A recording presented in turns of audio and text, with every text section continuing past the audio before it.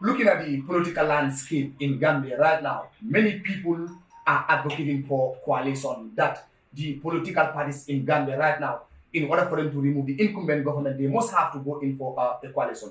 What is your advice to the political leaders here in Gambia as of now, including you yourself? Yes, basically, when you look at the Gambia political system, once again, we have a traditional voting system.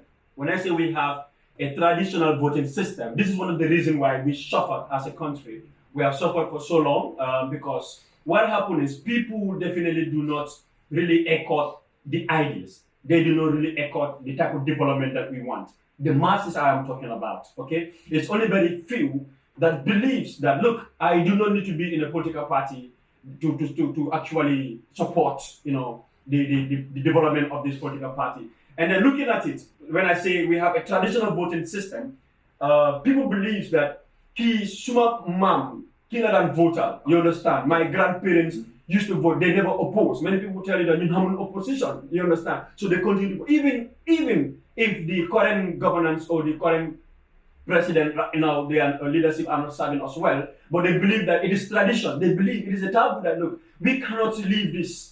Since from the first regime to the second regime to the third regime, we've continued to vote. We never oppose. We always vote the sitting government. You understand? So this is one of the problems why we suffered as a country. And I think we need to sensitize the masses, especially those who have not getting the privilege to read wide about what politics is, and especially development. You understand? So it will be quite a bit difficult. Many political parties have had the UDP calling for a coalition. I think coalition is very good because when you look at the history, in 2026, it was coalition that unseated the former president, President Jammeh, and I think it's not too bad if we have a coalition that will agree into terms. But most of the time also, we must also ask the fate of a coalition, because when you look at the coalition into 2016 rather, at the end of the day, before even the parliamentary election, just after the presidential election, 3 months, we've seen the bifurcation, we've seen the distance amongst themselves, they separated. So what led to these things? Is it that because of there is no trust? Is it because of they do not have a common faith of what the country could be? Or is it that, political party A do not believe that, look, I did the most contribution during the election, I should have gotten a more share. So like each political party has an aim, each political party has an interest when they unseat a president, you understand? So this is one of the questions that has scared many Gambians. But I don't think at all political parties should shy away from coalition. Coalition is a very good thing, but unless that we respect our agreements when we come into a coalition. That is a good one. Now, I have seen here in Gambia, any young man that is just imagining and having some amount of dollars will decide to go in for politics instead of investing. We have seen many Gambian people graduating from universities, from many institutions without no job. Yes. But yet we have Gambians with money. People like you, they will decide to go in for politics. Why was it that the money that you have, you decide to invest it in politics instead of you being an entrepreneur to open enterprise for the Gambian people? And of course, for many Gambian political leaders, what is the reason behind that? Is it that you people, you think that might be in Gambian politics, if you are a politician, then you are rich? Because that's what I'm seeing. Once you are a politician, then you are rich. Because I have seen so many politicians. Yes. Those who are newly appointed, you have seen them with brand new vehicles. Yeah. Very expensive. I want to start with traveling every day. I want to start with a disclaimer. I'm not rich. No, I am not saying that you are rich. I am not saying that. I am not saying that you are rich. But what I'm saying is, the money that you invest in politics could have been used to invest in business to enable many Gambian people to have skills, to have job, to be paid every month. That's what I'm saying. Yes. Now, Mr. T, I think, like I said, I'm going to start with a disclaimer because we are on camera for the public to know that I, for one, I thank God that, alhamdulillah, I am able to maintain myself. God is giving us sustenance, and we continue that God gives us this sustenance. But I am not rich, as you said. You took me as an example. But what you have said... But what I'm saying is, I don't say that you are rich. Yes. I don't say that you are rich. Yes, I'm just saying... But what I'm saying is, you invested so much in politics. Yes. Because one, you have to print T-shirt also. Yes. Just allow me, let me land. One, you have to print T-shirt. You have to go in for a campaign. You have to do this, you have to do that. Yeah. It all requires money. And you know very well that there are many political parties here in Gambia. Instead of you and people like you going for politics, why is it that? Or Why is it that you people don't take your money and invest it in business? Because we understood that in Gambia here, there are many enterprises are not many here in Gambia. But you people, young people like you, who decide to go in for politics. Because you think that maybe once you are in politics, then you are rich, because whenever you are in power, then you are rich. Yeah, that might have been the myth that many people have in mind. But then looking at politics in itself, I have a very different and a unique view when you talk about politics as a whole.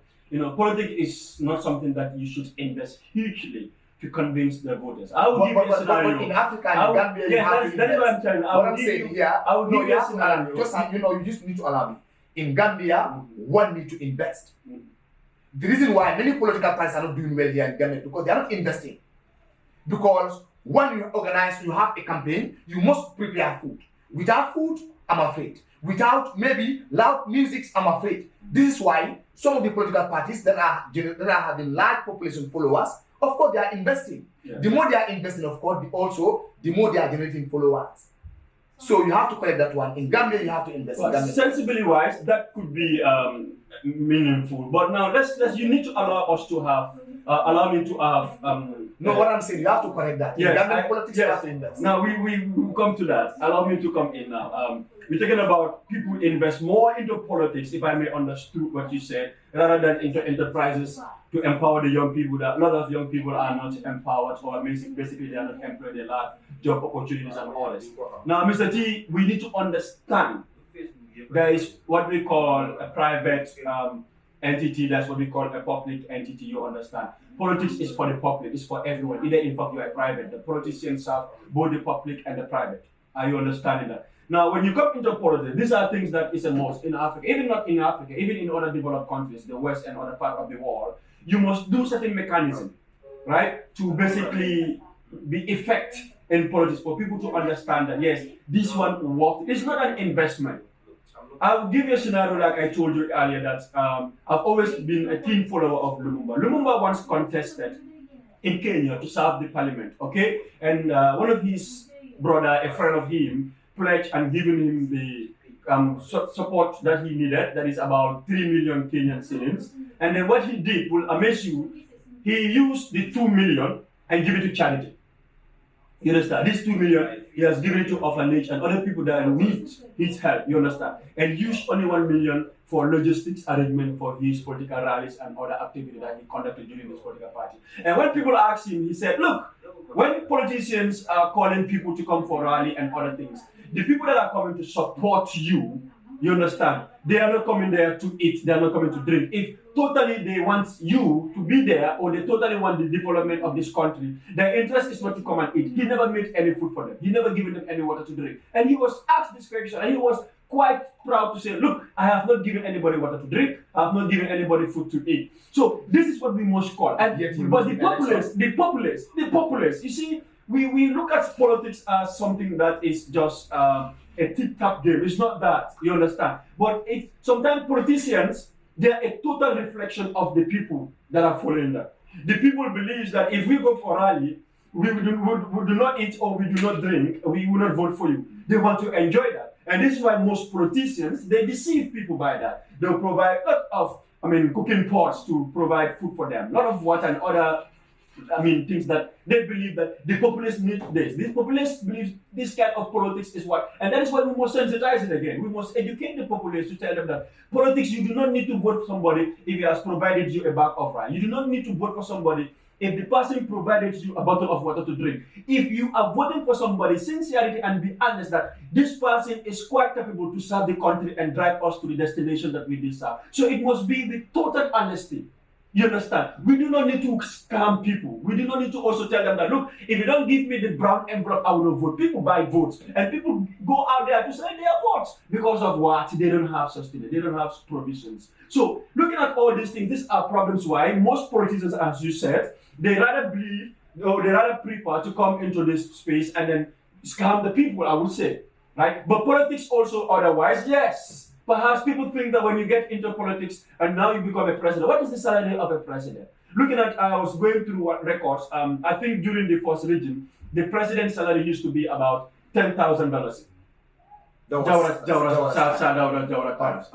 is 10,000 in maybe those days in this current days? And Gambia's time is 50,000 if I'm correct, right? It's 50,000. But perhaps Adama Barrow is taking huge. I think it's 200,000. You know, that is why he's paying himself 500,000. I don't know actually the figure. Okay, people can get me corrected if I'm wrong. So, but then looking at this, you know, when you are in politics or you become a president, you have access because of.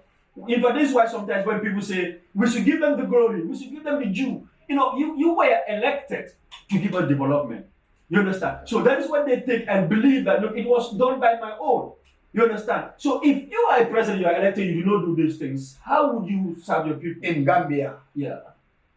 people like you, they are very young, energetic, eloquent when they speak. Everybody listening to them. Once they were in power, they neglect the electorate. They forget about the electorate. And here you are. Everybody's listening to you. I know they will start saying that this man can talk. He's very eloquent. But I believe if you are given power, you forget people like the other people did before. This is the reason why Gambia is not progressive. You already No. This is the reason why. You already believe. This is the reason why. This is the reason why. We should hold you accountable for this. You already believe. No, the reason why I said I believe because I have seen it. Yeah. It has been happening and it's still going to happen. Yeah, this is why people differ. The problem here is once the government is not functioning, we blame the president. Yeah. But people behind the president, and the people behind the president are the younger ones, just people like you, very brilliant, high intellect, educational qualification. And these are the people who could have served the Gambia. The Gambia is a very small country. Yes. 3 times inside Senegal. Yes. But yet we cannot able to progress because we have bad system in place. That's why PDIs, they are still crying for system change, not government change, system change. But here you are. What do you have to say?